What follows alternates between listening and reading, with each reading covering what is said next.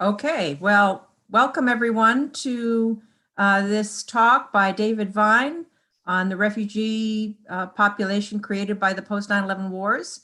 I want to thank you all for joining today's seminar. It's part of a three-part series that's being hosted by the Frederick S. Pardee Center for the Study of the Longer Range Future here at Boston University. It's the next in a series is a presentation next Monday, the 5th, at the same time by Jessica Katzenstein of Brown University, who will be talking on the militarization of the police in the post-9/11 period. And then another week later, on Wednesday, November 18th at 11, Heidi Peltier will talk on the camel economy of military contracting for the wars. These three seminars are part of a important project that we have been engaged in, a 2-year collaboration between the Watson Institute's Costs of War Project and the Pardee Center on a series, a project called 20 Years of War, which examines the costs of the wars in Iraq, Afghanistan, and elsewhere after 9/11, looking at their human, financial, environmental, social, and political costs. This is part of, again, a larger project that's been going on for almost 10 years now, looking at those costs across the globe at this point in many ways, but focusing on Iraq and Afghanistan. And you can find at this point, over 50 scholars and experts who've looked at aspects of the costs of the war at our website, Costs of War, that's costs plural of war.org. And there you'll find the papers, summaries of the papers, infographics, and other media stories on those papers. Let me introduce David Vine, who we're very lucky to have as working on this project with us. He's professor in the Department of Anthropology at American University.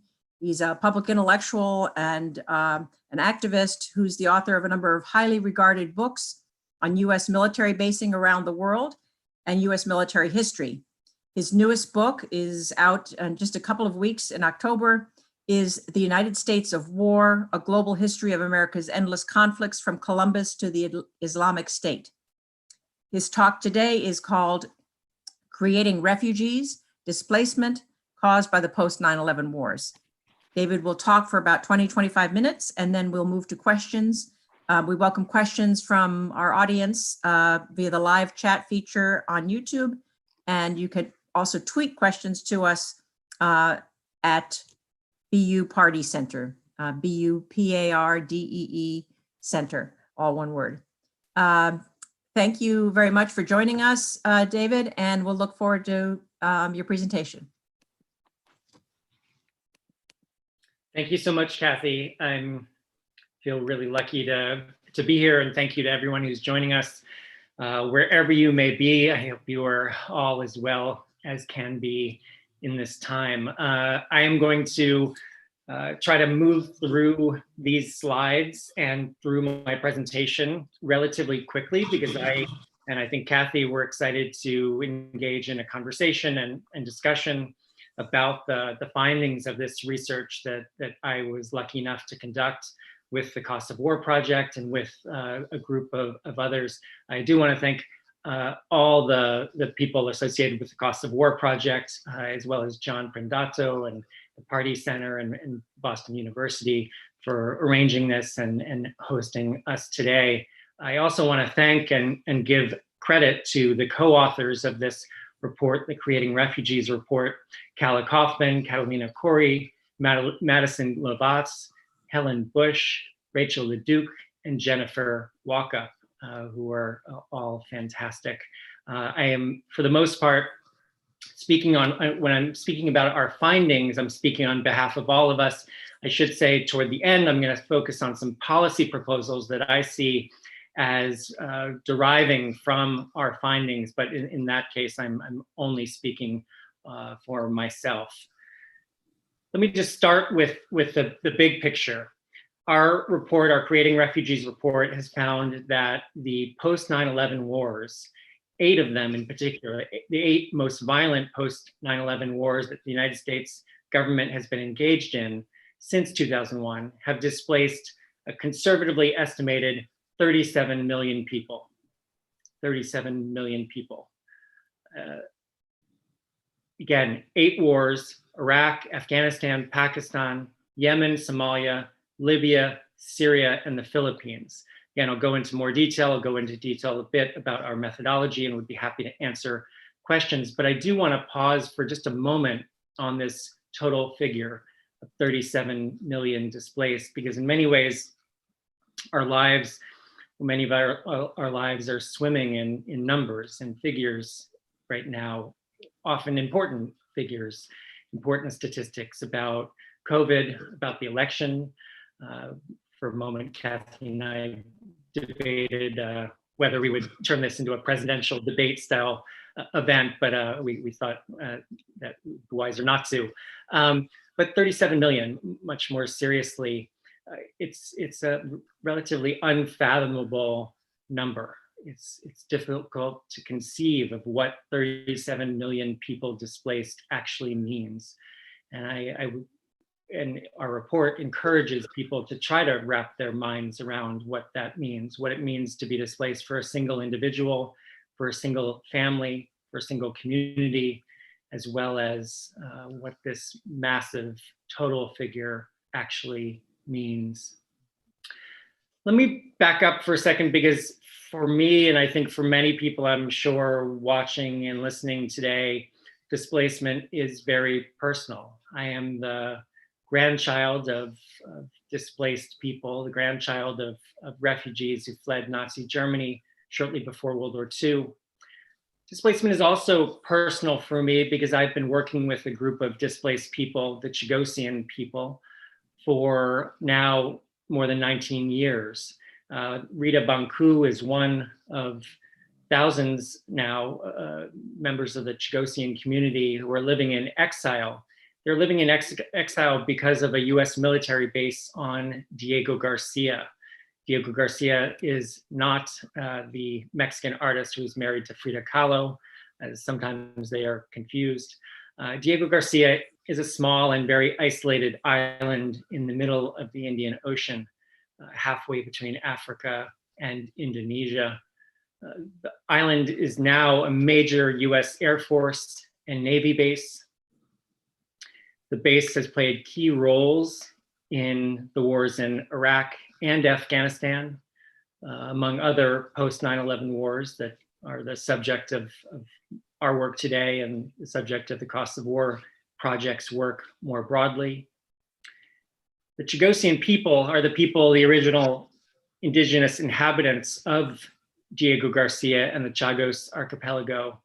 They were living in the islands until the late 1960s and early 1970s, when the entire Chagosian population was forcibly removed from their homes.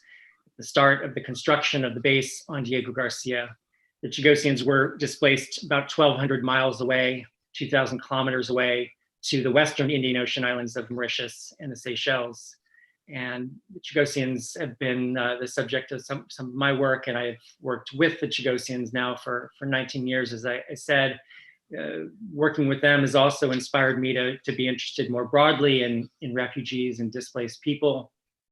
It's been the subject of classes I've taught. I was lucky enough to have a chance to visit Greece with a group of students, where we learned about and had a small chance to work with some refugees, many of whom were fleeing the post-9/11 wars. Let me step back to the bigger picture of the post-9/11 wars that the Cost of War Project has so, I think, effectively captured and cast light on the often ignored effects of these wars.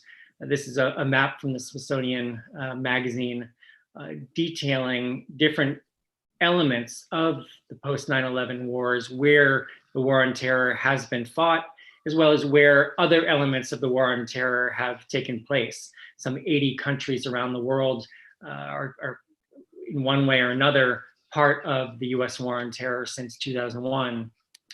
The Cost of War Project in broader work has shown, in work that Catherine Lutz and Nita Crawford have conducted, shown that somewhere between 770,000 and 801,000 people have died in just 5 of the countries where US troops have fought since 2001. And these are just direct combat deaths, people who have combatants and civilians, mostly civilians, who've died in direct combat in the post-9/11 wars. By my estimation, we can conservatively say that most likely somewhere between 3.1 and 4 million people have died, including those who've died indirect deaths. That is, people who've died because hospitals have been destroyed, because public health infrastructures more broadly have been destroyed, because water sources have been destroyed, because people have died of illnesses due to the destruction of those water sources, or the destruction of food sources, the loss of jobs, a whole range of ways in which people have died from means beyond just direct combat through these indirect deaths. The numbers are surely much higher than the approximately 800,000 who've died directly in combat. Cost of War Project has also shown us that the post-9/11 wars have cost US taxpayers right now $6.4 trillion. That's $6.4 trillion either already spent or already obligated. Obligations including payments for future veterans care and future interest payments that the United States is obligated to pay for money that was borrowed to fight the wars in the past 19 years. It's in this context that our team at American University undertook research to ask how many people have been displaced by these wars? How many people have been forced to flee their homes? As far as we could tell, no one had bothered to ask or attempt to answer that question. There were a few analyses that showed how many people were displaced at any one point in time, but in terms of the cumulative displacement over time, no one had calculated. Of course, it's a very difficult thing to calculate how many people have been displaced by any one war, let alone all the wars that the United States government has been involved in since 2001. And it's important to emphasize that our 37 million figure is an estimate. We believe it is a very conservative estimate. We were very conservative in our methodology because we didn't want there to be any sense that we were exaggerating the figures involved. We want the focus to be on the people who were displaced, not on our methodology or not on any political debates. There have been quite a few political debates that have arisen in response to our report. Trita Parsi, one of the directors of the Quincy Institute, noted that the foreign policy blob, the sort of mainstream foreign policy think tank and academic types, threw a collective tantrum in response to our report. He was saying this, and others have pointed out that many were particularly upset that we included Syria in our calculation. And because many misinterpreted our report as saying that the United States government, or the United States as a whole, is solely responsible for displacing 37 million people. So I want to be clear, we want to be clear that we're not saying the US government is solely responsible for displacing 37 million people. There are clearly many other actors, combatants, governments that are also sharing in the responsibility for this scale of displacement. The Islamic State, the Taliban, Al-Qaeda, the government of Bashar al-Assad, US allies like Britain and other NATO countries all share some of the responsibility for some of this displacement. We quickly concluded that it would be impossible to try to apportion a certain percentage of displacement to different actors, or to say the United States government was responsible for this displacement, but not this one.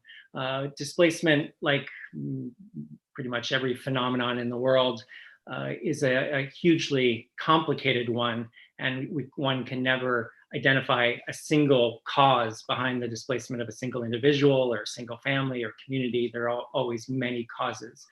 But we believed it important to focus on the wars, 8 in particular, that the United States either launched in terms of the US wars in Afghanistan and the overlapping war in Pakistan and the war in Iraq.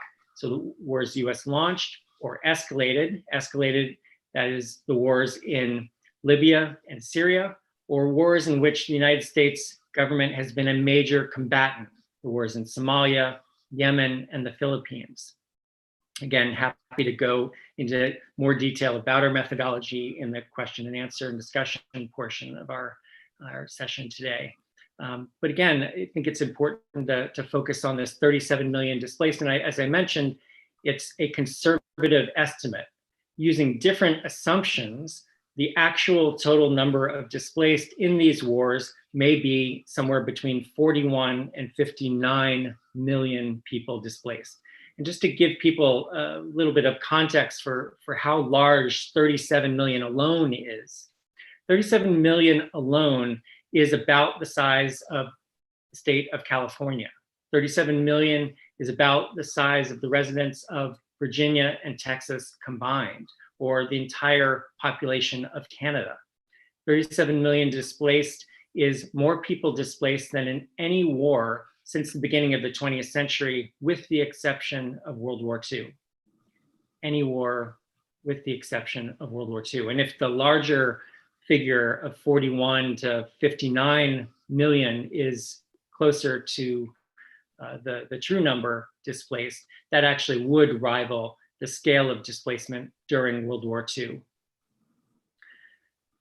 As I mentioned, noting Trita Parsi's comment about the foreign policy blob throwing a collective tantrum in response to our report, again, most of the critique was focused on our inclusion of Syria in our total calculation, our inclusion of 7.1 million people displaced in Syria in our total calculation. So I just wanted to place a little bit of attention there to explain how it is that we included displaced Syrians in our total calculation. First of all, it's important to point out that upwards of 20 million people have likely been displaced in the Syrian civil war since 2011. In our calculation, we focus solely on the period in which US combat troops have been involved in the Syrian civil war. So that's since 2014. And we only focus on 5 of Syria's provinces where US combat forces have been engaged in fighting and have established and maintained military bases. 5 provinces since 2014.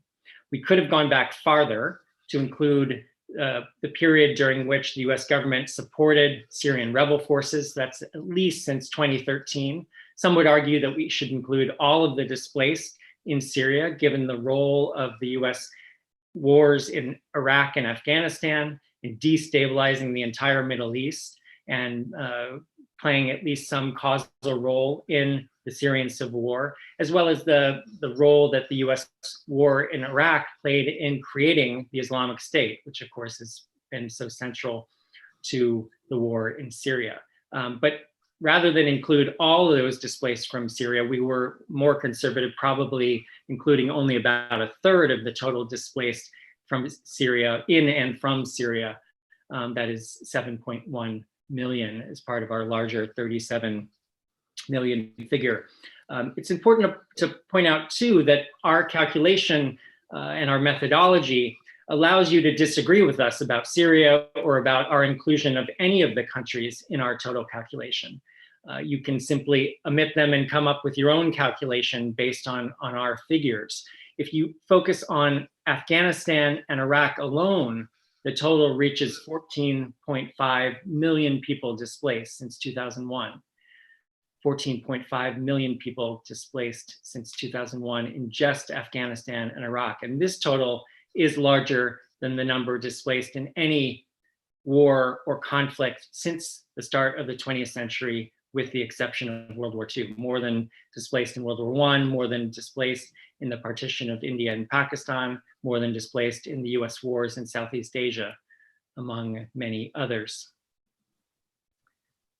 Let me just quickly point out as well that the United States has been involved in at least 24 countries. US combat troops have been involved in at least 24 countries since 2001, and hundreds of thousands more people that are not part of our calculation have been displaced in these other conflicts. Again, we are not attributing those displacements entirely or even in any significant sense to the United States. In many ways, we would like others to grapple with the question of responsibility, but we have to pay attention to the effects of the wars that the United States has been engaged in a whole variety of ways since 2001. And it's important to note that hundreds of thousands of additional people beyond our calculation have also been displaced. Let me quickly turn to what I see as some of the policy priorities and the responses to this level of displacement. Again, here I'm speaking just for myself rather than for the whole research team that produced the Creating Refugees report. Quickly, one, I think clearly the US bears some significant responsibility for repairing the damage to the displaced. Second, one of the ways that damage can be repaired and that in my mind, the US can live up to its responsibility for displacement is to increase refugee admissions. Refugee admissions have plummeted under the Trump administration, as I'm sure many people know. This goes up to 2019, and in the current fiscal year, which just is about to end, refugee admissions have basically dropped to zero. As you can see from this chart, refugee admissions by the United States government have been much higher in past years. Around 1 million people from Vietnam, Cambodia, and Laos were admitted to the United States as refugees following the end of the US war in Vietnam and Southeast Asia. In 1980, in a single year alone, around 125,000 Cuban refugees were admitted into the United States. More than 300,000 Cubans were allowed into the United States in the 1960s and 1970s. More than 300,000 Soviet Jews were also allowed into the United States as refugees in the 1980s and through the end of the existence of the Soviet Union. So there is precedent for the United States admitting much larger numbers of refugees. And of course, we know that other countries, Turkey, Jordan, Lebanon, Germany, Sweden, Canada, have admitted much larger numbers of refugees since the start of the post-9/11 wars, both in absolute terms and in some cases in per capita terms, or in all cases in per capita terms, and in most cases in absolute terms. The United States government should also increase its funding for refugees and displaced people globally. The United States contributes a very small sum, more than any other government, but less than $2 billion a year, which is a small drop in the total military budget of the United States government. The United States should at very least double its contributions to refugees and displaced people globally to at least $5 billion a year. Funding should also be increased for refugees in the United States. Refugees who arrive in the United States receive a very small amount of money and support for only a matter of about 90 days. And this, of course, is in my mind, totally insufficient to support most refugees as they transition to a life in the United States. Fifth, and more broadly, and this speaks to the larger findings of the Cost of War project, I think US citizens, the US government needs to really reckon with the total damage of these wars, the total damage in terms of death, in terms of injury, in terms of displacement that have been one of the primary effects of the post-9/11 wars. Unlike the Obama administration, my hope is that a Harris-Biden administration would look back to the past now 19 years of war, would examine the effects of these wars, would reckon and encourage people across the United States to reckon with the damage that these wars that have been fought with our tax dollars, that have been fought in our name have wreaked. And last, I think we need to look at the effects of these wars, the effects in terms of displacement, in terms of death, in terms of injury, and as part of an effort to end these endless wars, we need to delegitimize war more broadly. How anyone can see, how anyone in the United States in particular can see war as a legitimate policy option, given the catastrophe of the last 19 years of war, is beyond me, frankly.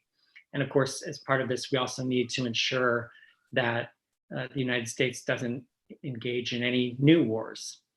Let me just conclude and then turn things back to Kathy by saying, again, it's very easy to get lost in the numbers, the total figure of 37 million people displaced. And in our report, and we and I would right now encourage everyone to try to grapple with what it would mean to be displaced. Again, many people listening probably have either personally experienced displacement or have family members or loved ones who have experienced displacement, so it's probably not that difficult. But we don't want to just leave it at 37 million, because of course the damage of displacement is ultimately incalculable for any one individual, incalculable for a family, for a community. And that's where we would like to place the emphasis on the people displaced and what they have experienced, what they have suffered. Thank you. Okay, so much, David. That was a great and if quick summary of a very complex issue, which is, again, the challenge of what you've taken on here is to find across the period of 19 years data on displacement in so many places. So my first question is what you sort of ended with, which is focusing on how to think about war more generally, and how to anticipate that one can anticipate effects like this in any war, right? That people run from violence, people are forced out by armies, people's livelihoods are disrupted in ways that create what may even look like economic displacement, but in fact is just one step away from the war effects, that is the war's effect on the economy. So, and one of the myths of war is that wars are sort of fought on battlefields. They begin and end when they're said to begin and end. I wonder if you can speak a little bit more about how these numbers represent a period of those 19 years. And beginning with, and maybe for those who are watching who are not familiar with the migration refugee literature, what the difference is first between a refugee and an IDP, and what are the different fates of those two populations of people? So of course the fates are quite diverse, and it is important to distinguish between refugees and internally displaced people or persons, IDPs. So refugees are people who've been displaced across international borders and to more or less gain recognition as refugees under international law and under the laws of particular nations where they end up. There's also, in sort of lay speak, we refer to refugees as just anyone who's been displaced across a border, whether they've been recognized internationally or nationally as a refugee or not. Internally displaced people are people who are displaced within their countries. So again, in our 37 million figure, 8 million people were displaced as refugees across international borders, and 29 million people have been displaced internally within their countries. And of course, the effects on these 37 million people have been incredibly diverse. Generally speaking, the literature on forced displacement shows that forcing people from their homes against their will especially if there is no proper resettlement, which of course in the case of people fleeing war is almost always the case. People are impoverished. Impoverishment is the far and away major effect of forced displacement, and impoverishment in every sense. People are impoverished physically in terms of their physical health, their psychological and mental health, their emotional health and well-being. People are impoverished socially as their communities are destroyed. And people, of course, are impoverished economically and politically, for that matter. And each one of those things you've just mentioned is a whole world of pain onto itself. But I think, thinking about the popular perception of this issue of the post 9/11 wars and the people who've been displaced, I think people often mistake the current static image that they get of refugees running across a border or sitting in a refugee camp, an internally displaced person camp, and confuse that image with their more general state. In other words, they assume that people have lived impoverished lives and they've just been moved. But in fact, it is an active process of taking what in many cases might have been a successful small farming family and turning them into, again, propertyless refugees.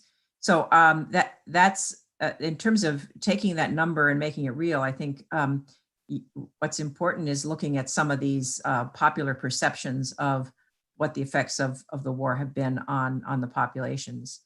In your paper, you do give some examples of individuals and the stories. Each one of those 37 million people is a story about the displacement, about what happened and why they moved, and sometimes those displacement stories are complicated, right? It's and one of the questions that's asked is, how can you tell the difference between a war refugee and an economic refugee or a climate refugee? How did your methodology sort those issues out? Obviously, you can't separate them, but in many cases. But how did you make those determinations, or how does the data that you use make those determinations? Yeah, I'm really glad you asked that, and it allows me to say a few more words about the methodology. Again, causation is incredibly complicated in any single case of displacement, let alone 37 million cases of displacement, and causation behind displacement involves years, decades, centuries of history that we could tie to the displacement of any one person or family. But what we did was we relied on the best available international displacement statistics from the UN Refugee Agency, UNHCR, International Organization of Migration, and other leading international organizations that have tracked both refugee and IDP, internally displaced people, displacement in these 8 wars that we focused on, and they track these numbers in every country around the world. And we only focused on those people who these international organizations have indicated were displaced because of conflicts, because of violent conflicts, as opposed to those who've been displaced primarily by non-human environmental disasters like earthquakes, fires, and storms, hurricanes, and the like. And that does just remind me, I'm right now in California, and I've said this in settings with Kathy before.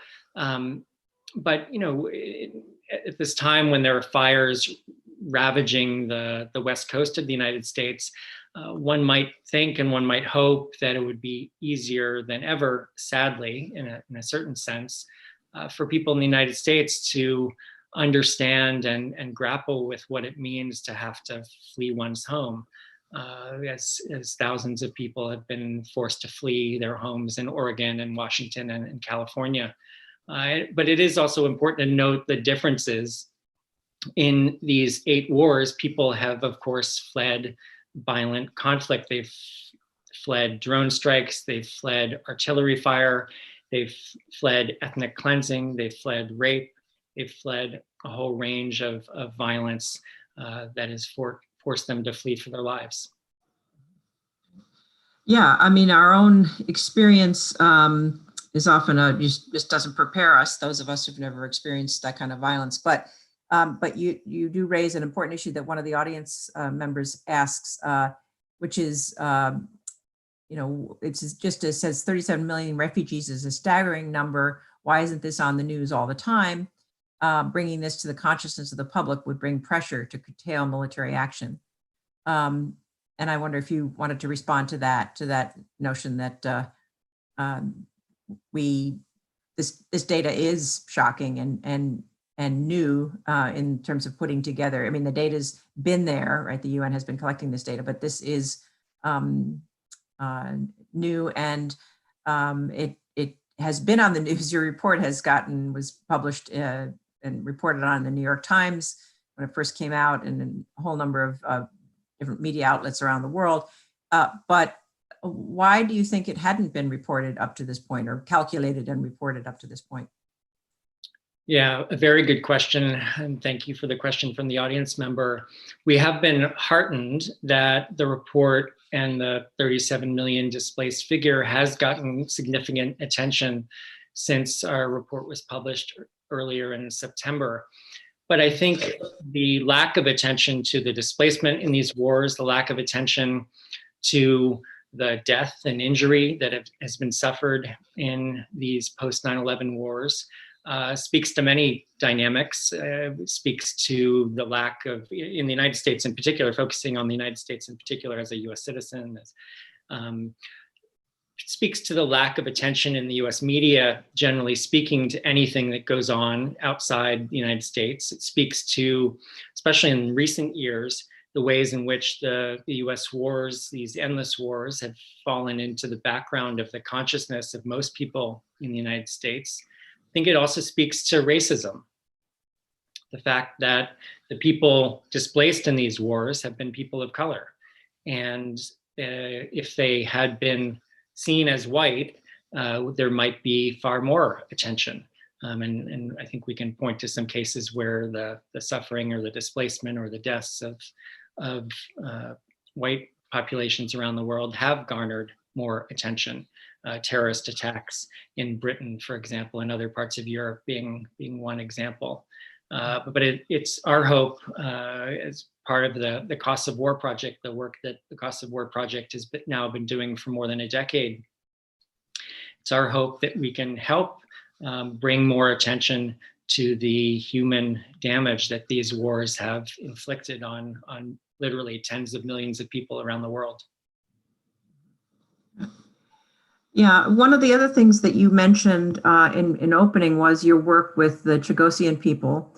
And that's you noted it's a form of displacement that has reoccurred in various places around the world for the purposes of war preparation. Military bases are large users of property, and that property's often been taken from local people who have been displaced in places like Guam and Okinawa and many other places around the world and in the United States. I wonder if there's any way to calculate that number as well. It probably would be a much smaller number, but has anyone or has your group thought about how that number might be calculated? That is an important question. As part of my research, first with the Chagosians, the people displaced from the island of Diego Garcia and the surrounding Chagos archipelago during the creation of the now major US military base on Diego Garcia. As part of that research, I was able to identify more than 20 other cases in which local people, mostly indigenous peoples, have been displaced by the construction or expansion of US military bases since the late 19th century. And that's just since the late 19th century. Of course, literally millions of people, Native American peoples, indigenous peoples in North America were displaced as part of the expansion of the United States across North America, a process that was enabled by US military bases then very much abroad, US Army forts that were, as one historian has put it, the pry bar of expansion. But if we focus just on recent years, I don't have a figure for the total number displaced in these upwards of 20 cases in which local, mostly indigenous people have been displaced by US bases outside US territory. But it is would be a worthy calculation, and much more attention needs to be brought to these costs of war that Chagosians who've been displaced, I see as another cost of war. I would just point to a couple other forms of displacement, related forms of displacement that aren't the subject of our report, but again are worth considering and worth further investigation. Homeless veterans. These are a displaced population. Again, we can't tie the homelessness of any single veteran necessarily to their deployment and fighting in these wars, but in many cases, I think the link is quite clear.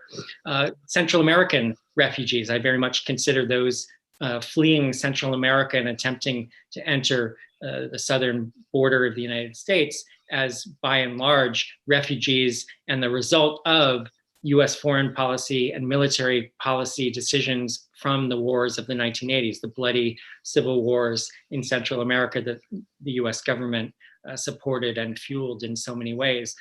Colombia would be one other example. Millions of internally displaced people in Colombia as part of a now decades-old civil war that the United States has played an integral role in as part of Plan Colombia now for more than a decade, well over a decade. Yeah. Another question that from the audience, as well as one that I would have based on your final policy recommendations, has to do with how does one repair the damage? What identifying exactly what that damage is and what would be the most appropriate way to ameliorate it. The audience member asks a very interesting question, which is reparations a useful framework in this context, or is that negated by the distribution of responsibility that you note? So I wonder if you want to take that up, what those recommendations are that you would have for repair and whether reparation is a useful concept. First of all, I would just emphasize that the recommendations I made, I think, are a bare minimum, given the responsibility that the United States bears for, again, not just displacement, but death and injury in the wars the United States has launched or escalated or been a major combatant in. Reparations, I think, is absolutely a useful concept and approach to this sort of repair. I think the word reparations is so distinctive in US political discourse and is one that should, in my mind, continue when it comes to providing reparations for the descendants of enslaved people in the United States. So in this case, I think the language of repair is a more useful one to distinguish it from and not get caught up in the debates around reparations for the descendants of enslaved people. Even though, as you point out, it is very much a question of race as well, where these wars occur, where the damage lands, who wreaks the damage. I think one of the more common terms that's used is, at least by the US government, is reconstruction, which itself has its own problems with connotation. That suggests infrastructure, it suggests building a school, building a hospital, not training hospital workers or working on the kinds of social changes, undoing some of the social changes that might have resulted in heightened ethnic tensions, let's say, as a result of the wars that make it harder for some people to come to use those services of schools or healthcare. So I think, the idea of repair, can you say a little bit more about that and what some of the promising programs are that you think we might look to as models for how to or how not to do that kind of repair? I'm not an expert on the reconstruction efforts that the United States has carried out, for example, in Afghanistan and Iraq, but I think the track record, generally speaking, is quite poor for those reconstruction programs. So my recommendations focus on providing funding for other entities.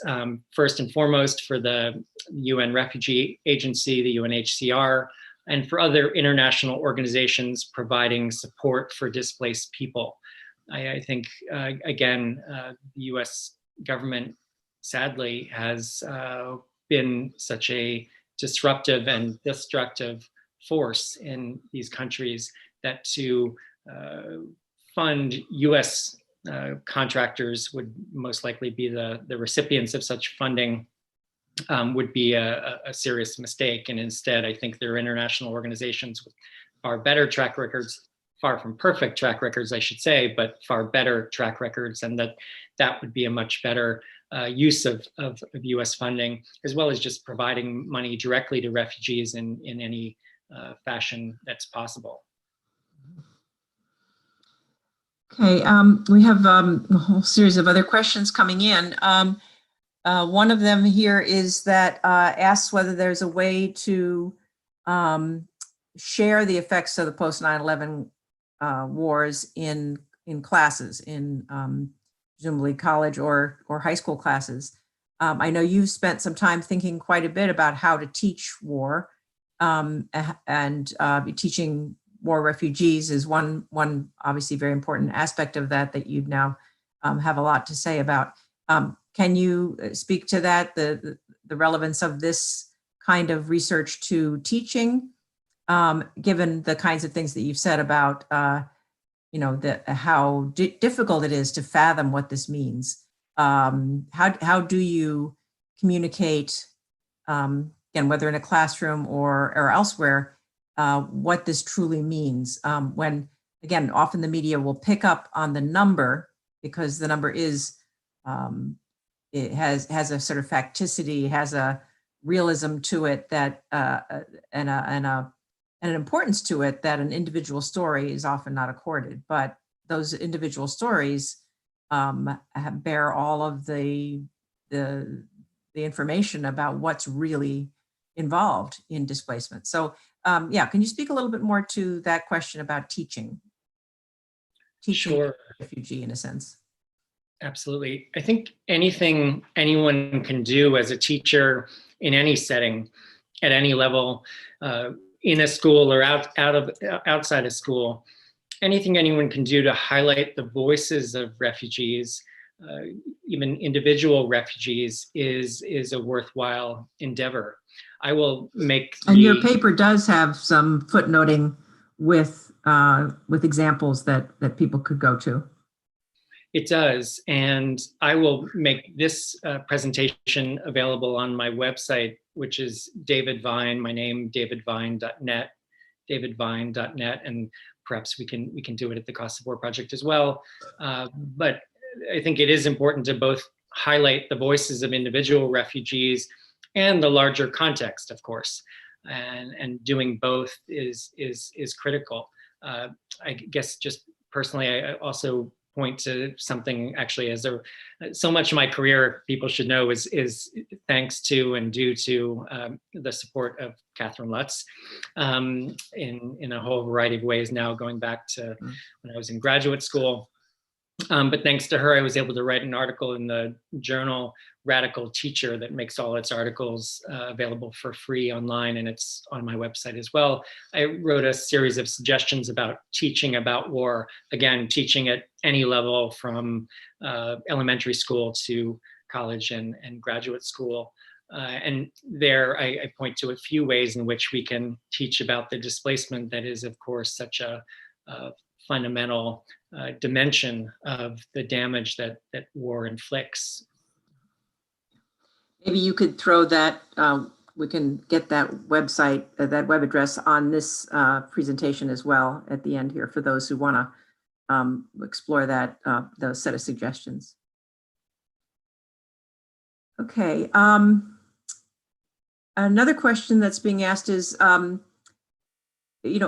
how given these massive effects of on the human life, and you made a quite eloquent list of the different aspects, the the impoverishment is not just it's economic, it's social. Again, the idea of losing networks of extended kin and neighbors, that the whole set of social supports that we all know are so important to everyday life, losing those, losing health, losing, right? So is there, because the American history for, other than for Native Americans, and the violence, of course, that has been experienced in the form of slavery, other than those examples, for many contemporary Americans, the war, the idea of war and a war refugee experience is so foreign. And so the question is, because there's no immediate pain in the everyday US citizens' lives, is that why the wars continue and these kinds of impacts continue to be ignored? It's a great question. Of course, there are many people in the United States who are themselves refugees or the descendants of refugees. Sorry, that was a misspeak. No. But by and large, of course, the observation is absolutely right. And that is a reminder that the United States government has accepted since 2001, has accepted hundreds of thousands of people from the war zones where US troops have fought. But again, the numbers have paled in comparison to those accepted by countries like Turkey, Jordan, Lebanon, Germany, and in per capita terms, Canada, for example. So the United States clearly could have done much more. But I think the observation is absolutely right, that US citizens have not felt the effects of these wars by and large. Members of the US military, their families have most likely been those to feel the effects most directly. Contractors and the family members of contractors who fought in equal numbers as US military personnel. But by and large, the vast majority of the population in the United States has not felt these effects, in no small part, as the Cost of War Project has shown, because these wars have effectively been put on a credit card. The costs of the wars, the financial costs, have been pushed off to future generations, and those effects will be felt eventually, one has to assume. But the effects of the wars, the human effects and the financial effects, have been hidden in a whole variety of ways. The Pentagon has become very effective at hiding the blood and the human effects, both on US military personnel, contractors. One of the main reasons contractors are used is to hide the effects, the death, the injury that's inflicted by the wars, and especially the damage, the death, the displacement, the injury that's been suffered by Iraqis, Afghans, Pakistanis, Yemenis, Somalis, and the list goes on. Mm-hmm. Yeah, more generally, the Cost of War Project and this 20 Years of War project between the Party Center and the Watson Institute has really been trying to solicit papers like yours that make clear that that the wars have effects that are, again, extend so far in time. I mean, these refugee populations, as you point out in your paper, some of them are people who have returned to their homes or to some quite altered, and in so many cases, version of their home, both literally in terms of the infrastructure, but also in terms of, they're now being missing neighbors through death or displacement. They're changing and impoverished economies, high unemployment, and so on. But we're trying to draw attention to the fact that some of these effects are going to be decades and decades in the. They may have been years in the making, but even further years will be involved in their playing out. So for some of these refugees, again, they've returned. Others are still displaced and maybe trying to get home or trying to rebuild a life that they had before in the place that they were displaced from. So again, there's some sense that this these refugee numbers are, each one of them is a story that will extend far into this 21st century. And I wonder if you have a sense of what that story will look like, and what, say, a future American administration in 2040 or 2050 might still be having to do about that, or should be thinking about doing, whether it will be paying attention or not. No, it's chilling to think about the long-term effects, because they will extend for decades and literally for generations. One of the key words I did not use and should have used in describing the effects of displacement is, of course, trauma. That trauma is one of the immediate effects of displacement. That the initial flight from home is, of course, in almost all cases, incredibly traumatic. But the trauma continues. It doesn't end even when someone finds safe haven somewhere. The trauma is ongoing in most cases. And in many cases, as a growing body of research shows, trauma becomes intergenerational. And I'm probably getting emotional now because, this is a fairly personal matter in my own family and in the families of many people. The trauma of displacement is one that trickles down the generations, as one scholar of displacement in India has shown, in a different context, but a similar context of forced displacement. So I think the US government will need to pay attention to the disparate and broad effects of these wars. And certainly my hope that a much more enlightened and sympathetic US government and US government officials in the future will focus on these effects in ways that the previous administrations haven't even begun to. Hopefully, including, as you say, avoiding future wars by anticipating that these kinds of refugee numbers are very much predictable in future wars that could be avoided. But we're out of time, unfortunately. But I want to thank you so much, David, for this really important research and for presenting it to us today.